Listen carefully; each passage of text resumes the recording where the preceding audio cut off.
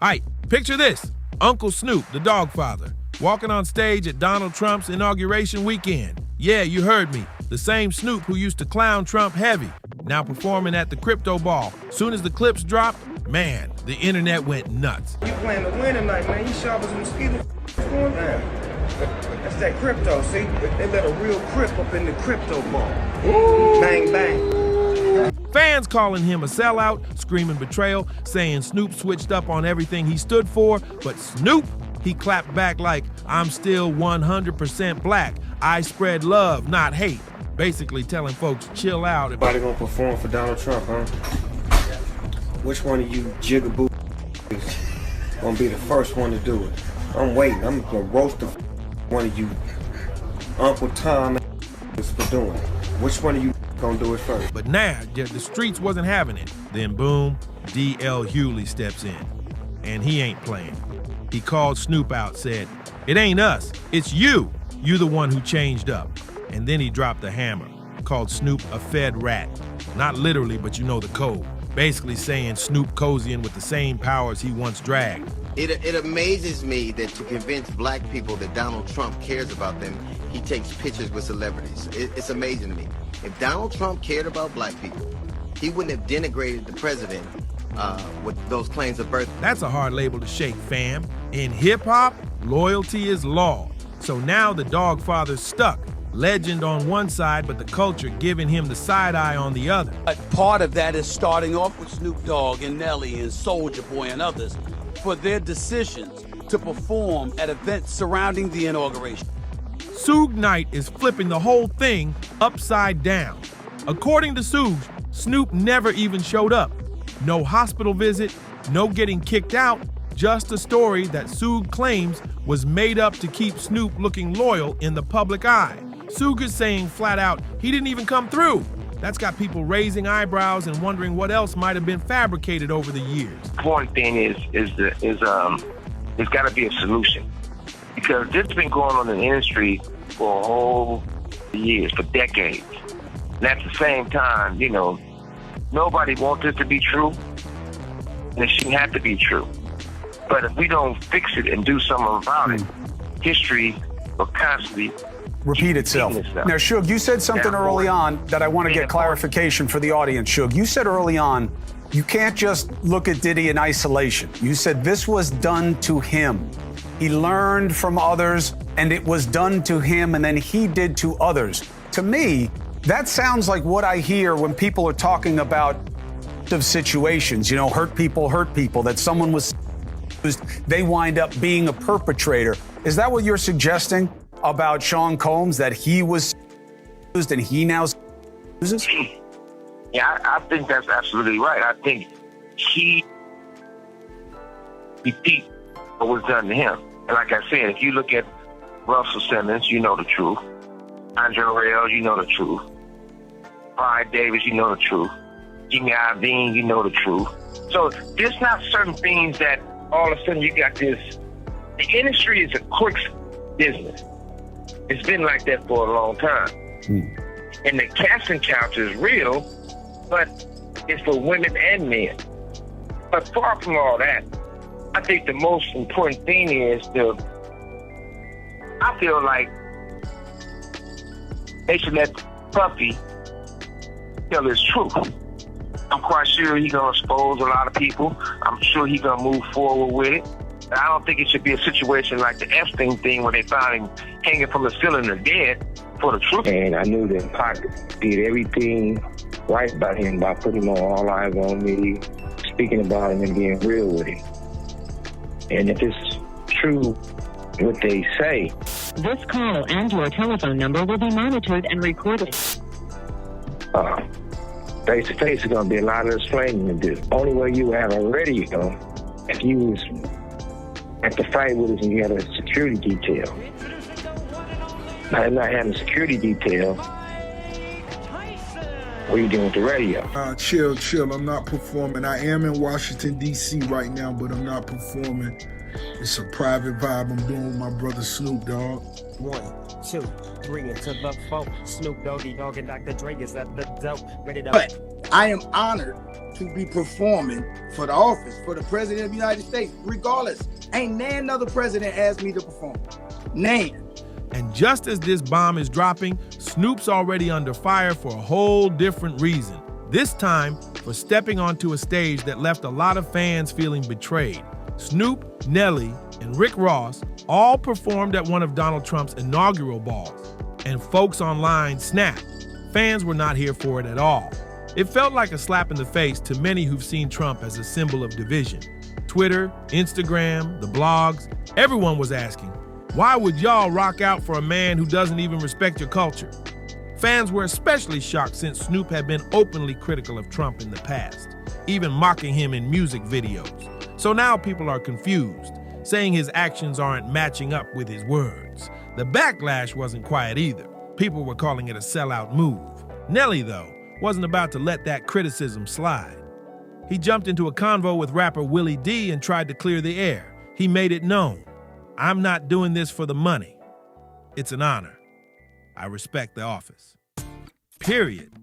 According to him, it's about the title, not the man. He even said if Biden or Kamala Harris hit him up, he'd be there too. No hesitation. Nelly made it clear he was standing on business, not playing politics.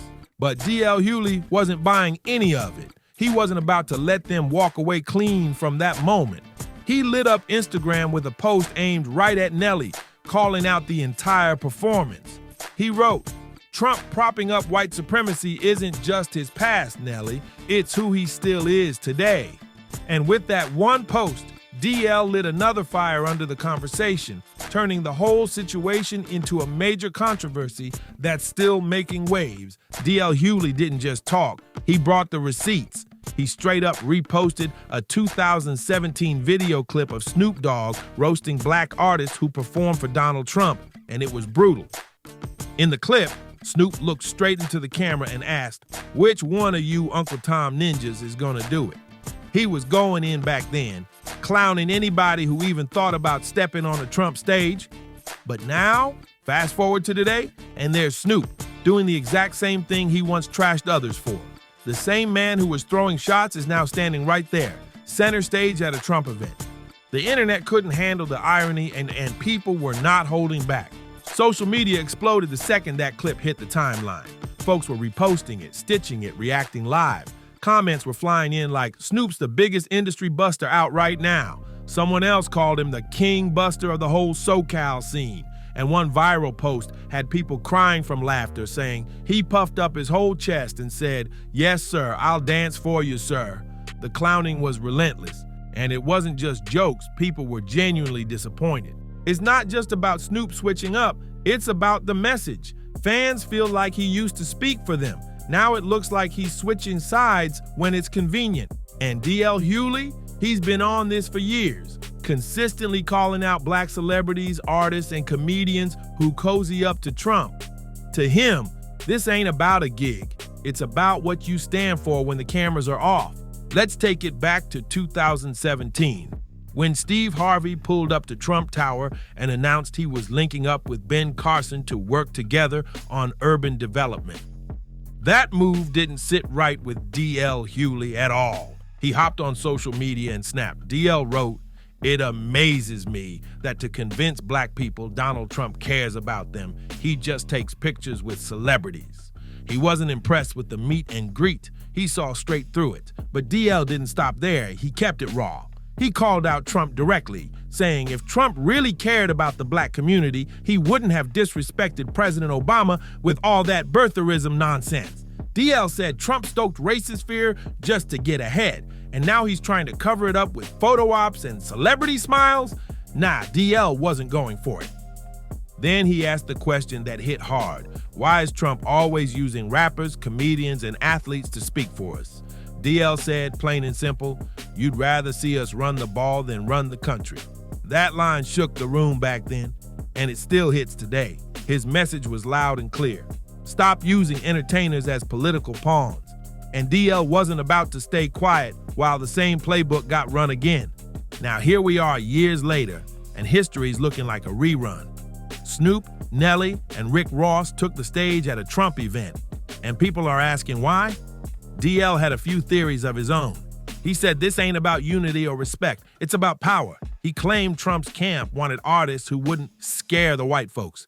Someone who could keep the vibe hype without challenging the room. DL even pointed out the obvious. The crowd was mostly white. He said, "Some of us were in the house while most of us were still in the fields." That line sparked serious conversation, with people debating who gets invited inside and who gets left out. According to DL, the performance wasn't just a set list, it was strategy. DL Hughley wasn't done throwing shots. He came with a theory that had everybody thinking twice.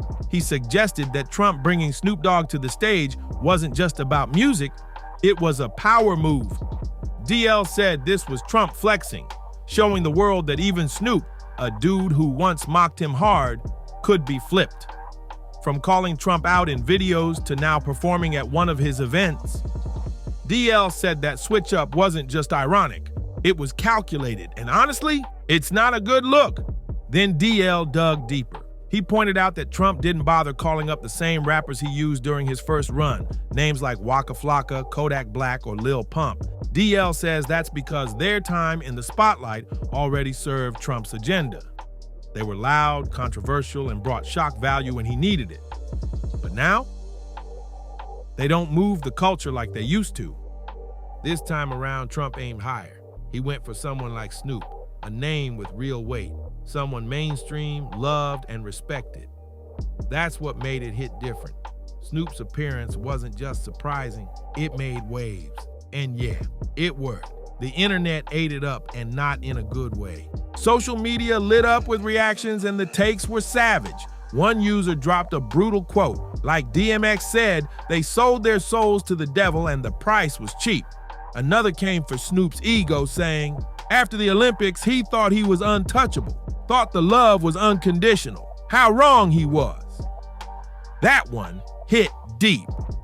And it didn't stop there. Someone else jumped in saying, Snoop's gotta be the informant. That post alone went viral, adding more fuel to the growing suspicion that something shady might be going on behind the scenes. Question is, did Snoop just playing chess for the bag, or did DL just expose a permanent L?